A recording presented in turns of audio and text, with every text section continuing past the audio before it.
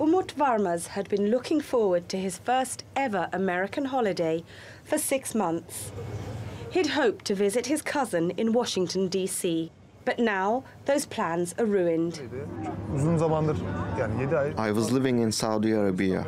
I discussed this trip with my friend. My plan was to come to Turkey to see my family and then go to the US. But this ban happened and everything was turned upside down. Umut is one of thousands of Turkish people whose plans have been severely disrupted by the US's decision to suspend issuing visas from Istanbul and Ankara. This agency helps people apply for visas for countries all over the world.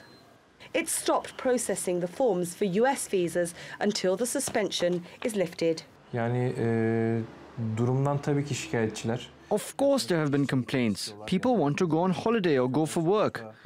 There were couples who wanted to go there on honeymoon. They've had to change their choice of country or they're having to wait. The US consulate is usually one of the busiest in Istanbul. Hundreds of visas are issued every day, but now there's hardly a person in sight.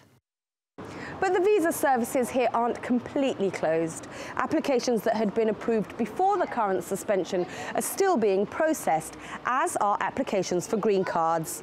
And as for non-consular services, it's business as usual. And it's not just travellers who've lost out. Small businesses near the consulate, such as cafes and photo shops, rely on people who are applying for visas for their livelihoods. Just a few days ago, they were thriving. Now, many are closed. Turgay Akdemir has been running his shop for 14 years. It's his only income. He used to get at least 150 customers every day. In the past 3 days, he's had just 10. I do visa procedures on the internet. I fill out the application forms. I take biometric photos. I make appointments. It has now stopped. This is a big hurdle for us. I don't think we will last more than a month because I don't do anything else. Umut hopes he'll still get the chance to visit the US.